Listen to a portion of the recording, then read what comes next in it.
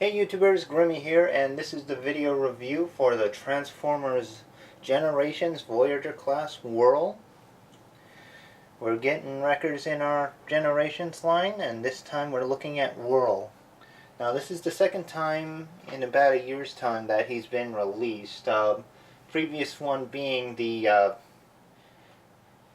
repaint of Vortex that was in the Ruination group. So yeah, this time Whirl's on it, has his own mold, and it's looking pretty good. The colors are done very nicely. You got a good mix of light blues, dark blues, some yellows and reds that really make him an eye-catching Transformer, very much like his G1 counterpart. And from what I understand, this guy's actually very close to his G1 form. A lot closer than most Generations figures. Now, I don't have the G1 Whirl to actually do a comparison with, so I can only go based on what I've heard. But as you can see, the helicopter mode's actually pretty solid.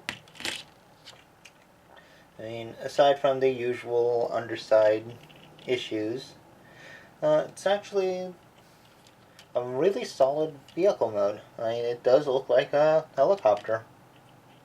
Of course, that looks not very hard to do.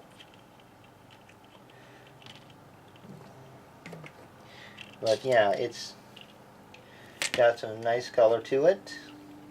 Has a good, cool looking mold. Even has a jet engine on the back, which is nice. But he also comes with a slew of accessories. First one being this little minigun here that you can actually easily peg on the front of the helicopter, giving him a nice little attack gun. Now, unfortunately, this does kind of force him to prop up a bit and pushes him a little bit off his skis, which is unfortunate, but it's not that bad. You also got this little missile launcher here, which you have the option to either peg into this hole using the peg on the side, which we'll do right now, which actually looks okay for this form. Or, if you want, you can use the clips on either side, or right here, to clip it onto these little clip points, which is nice. And yeah, that's one weakness. The propellers will come apart for transformation very easily, and that could come into play when you're trying to spin the propellers. So that's one problem. You also got another missile launcher. Again, you can peg it on with either the pegs or use the clip. And I like to use the clip because it keeps it closer to the helicopter frame. And then you have this little gun thing. Now this is the hard one to actually fit on properly. But it is possible, since it has a clip point on the bottom, you can actually clip it to the this gun. Now it will clip onto this, like this little clip point here as well, but it makes it a little wider for my taste, so I prefer to keep it as close to the helicopter as possible. Now he looks a little overarmed right now, but yeah. I guess for the wreckers that works. I mean, Roadbuster had a lot of guns on his body too. But for comparison, we'll actually bring in the deluxe Generations Whirl, just so you can see the size difference. And yeah, I mean the style difference too. Now, this one was designed to be more Cybertronian, and again, it was a repaint of Vortex. So yeah, there's there's that. And there's also a big difference in the colors. The Deluxe is a lot darker and uses oranges instead of yellows.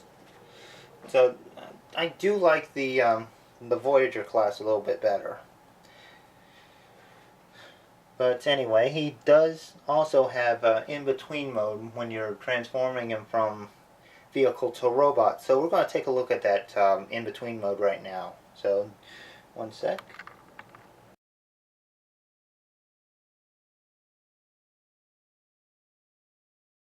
And now we have Whirl in his helipod mode. As you can see, I've already put most of the weapons on him. And you can also see that this shoulder's actually got a bit of a loose joint. It's probably just going to need some floor polish to tighten it up. Yeah, this is the in-between mode between Whirl's vehicle and robot modes. It's actually a nice little third form. Very reminiscent of the Macross Gearwalk modes. So yeah, it's a pretty nice touch. And you can actually justify this vehicle transforming if you want to just put a human in there and make it a piloted piece. So I do like it. Now for articulation in this form, he has ball jointed shoulders. He also has a swivel, like swivels at the at this part of the shoulder, as well as a in and out. He has a bicep swivel, double jointed elbows, and opening and closing claws, which are geared so when you move one, the other will move in conjunction with it. Again, really nice touch. The legs are on pin and socket, so they go in and out, forward, back. You have thigh swivel. You have that chicken leg knee bend, which is on a real tight ratchet joint. And I mean real tight. The upper one is the tight one, though. That will not move very easily. And you're lucky to move the bottom joint before it goes. Yeah, still, articulation's pretty good in this form. And there is one more feature with the guns. And you can do this with either arm. But when you put the claw all the way back, like it's in vehicle mode, you can actually take the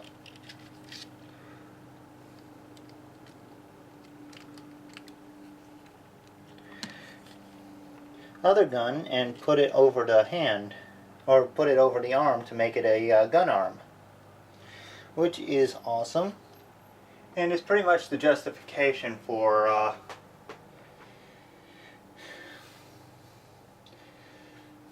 E-Hobby to make the Cloud Shockwave out of the Whirl mold.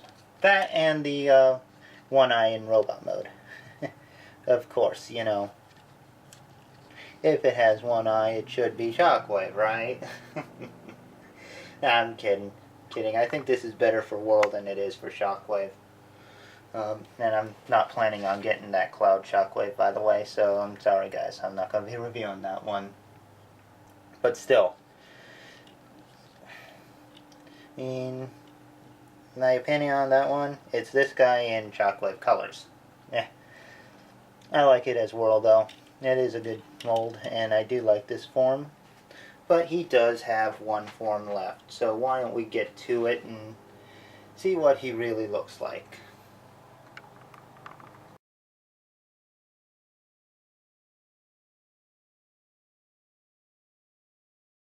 Okay, and now we have Whirl in his robot mode, which is looking pretty nice.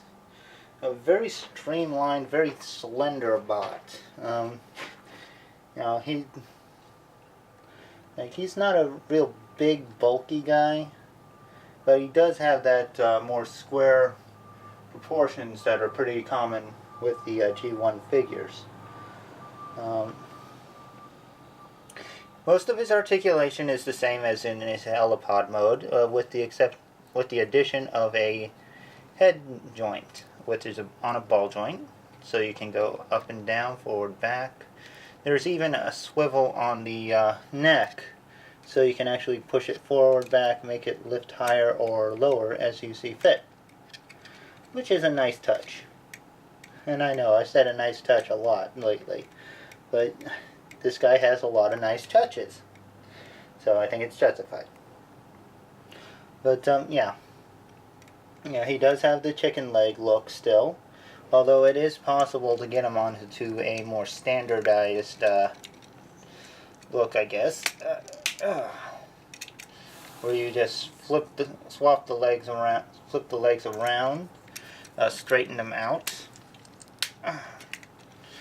But this creates the issue where he, aside from the, if you're like me and put the legs in there, this makes him very front heavy because the legs are set to be chicken legged. So yeah,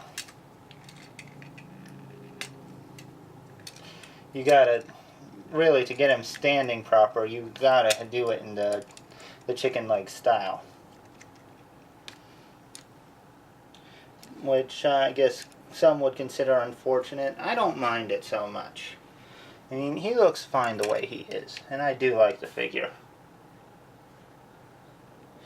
So, you know, that's not a big deal. But, you know, as you can see, the helicopter skis also have the ability to attach clip points to it. So, you do have places for the 2 missile launchers. And I like to keep the gun on one arm while I keep this thing on the other. So he's well armed, which is pretty standard. Now for a quick size comparison, we'll put Whirl here with the Deluxe Generations Whirl. And again, a very stark contrast in the colors. Deluxe Whirl being more of a orange and dark blue, while the Voyager Whirl is the more classic two-tones of blue, with the darker and lighter. And I like the Generations Whirl better. I've said it enough times on this review. I do like the Voyager better. It is a lot nicer, although decals are starting to peel off on mine, which is not good. Okay, yeah, unfortunately the decals are a bit of an issue.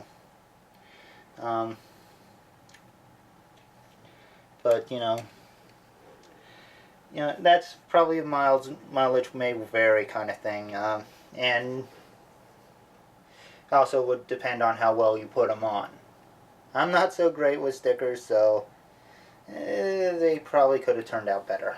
But they do help them look nice. As you can see, he's got a couple Autobot symbols, which are stickers. You know, a couple little things on the shoulders, on the chest, legs. You know, you got some on the back of the legs, on the sides. The wrappings on the helicopter blades are stickers. You know, so there's a nice variety of those. And from what I understand, the stickers were designed by the guys who were part of the G.I. Joe team, so they should work out pretty solid for the most part. You just got to apply them real carefully.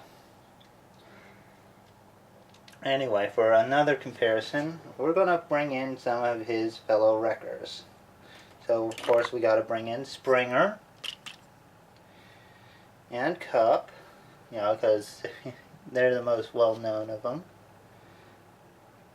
Most, even non-wrecker fans know those guys. And we got Roadbuster. And another popular guy, Wheeljack. You got Topspin, Twin Twist,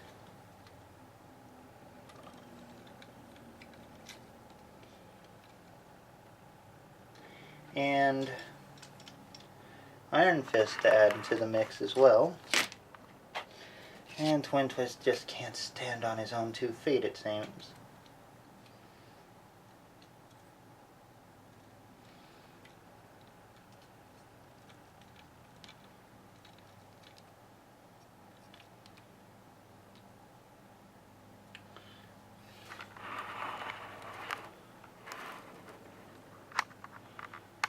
Now, as you can see, you got a nice batch of wreckers.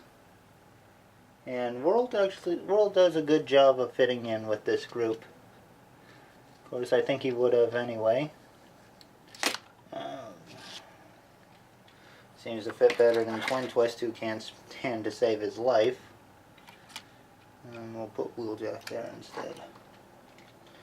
See if we can give Twin Twist another chance here.